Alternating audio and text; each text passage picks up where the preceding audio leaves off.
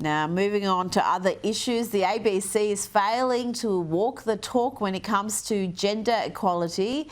You see there's a Workplace Gender Equality Agency data released today, and it shows that the ABC has a median gender pay gap of 9.8%, favouring men.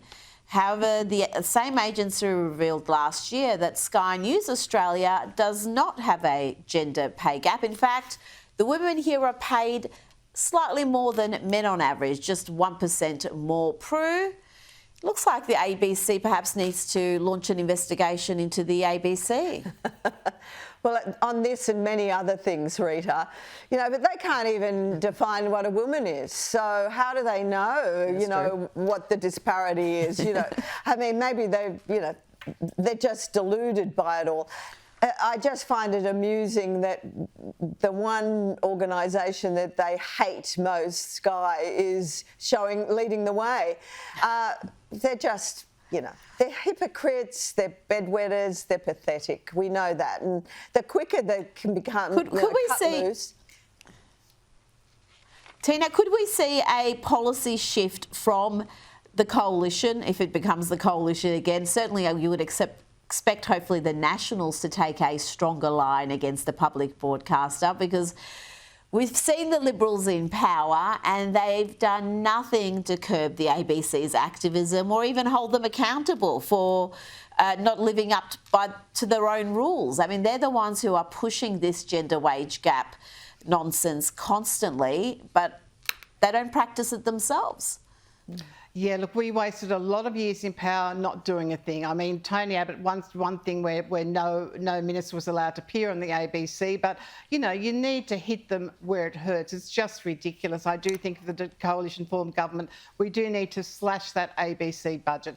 No one watches it. It's of no use, not even the regional areas, where most regional areas would much prefer, and the studies show Sky is much more popular in the regional areas now than the ABC, so they serve no purpose anywhere. Make them subscription television. That's right, yeah.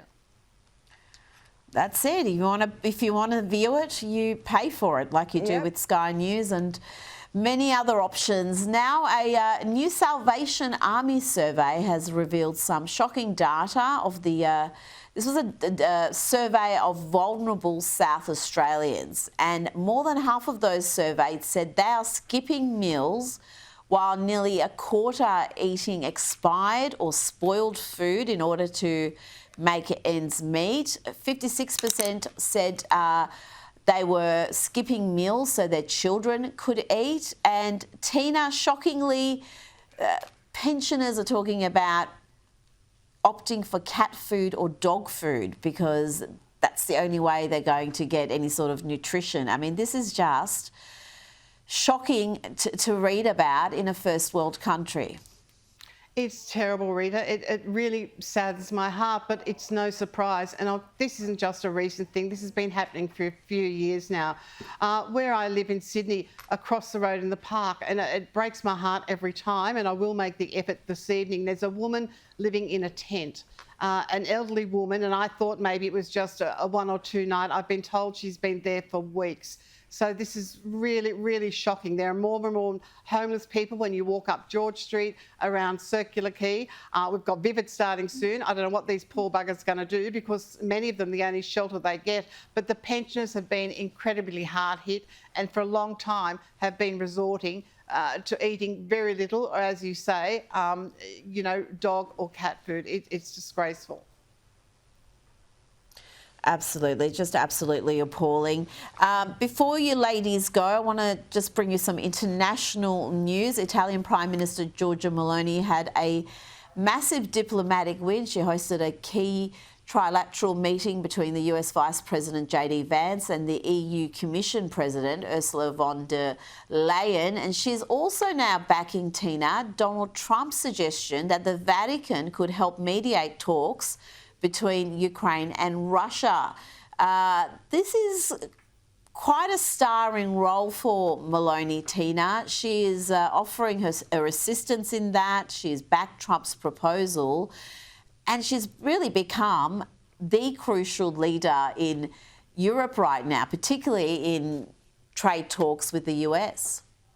Rita, she deserves this starring role. She's been a really great leader, and she's always been an admirer and understood what Trump is doing and trying to do. And I think she'll play a crucial role moving forward. And I'm sure her and JD Vance got on remarkably well. And hopefully with her pressure and the assistance of Trump and the input of the Pope, that finally something can happen.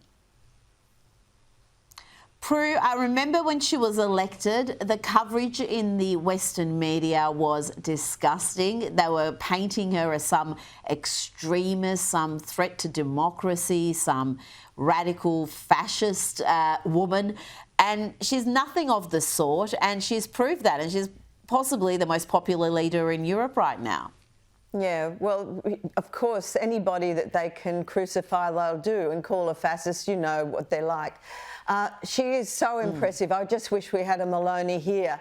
We need someone to come in and kick some ass, you know, have balls and backbone and understand that most people, really, thinking people, she would represent. And Susan Lee, the Liberals need to understand that this is what resonates with people, not this kind of woke nonsense. And they also need to understand that in 3 years' time, when, again, the cost of living, there'll be more people on the streets, the cost of living is going to really impact even more because of the energy disgrace of Bowen, that, you know, they're barking up the wrong tree. People will be really wanting an alternative. Well, let's hope they wake up to those realities. We live in hope. Prue MacSween, Tina McQueen, thank you so much for your time tonight.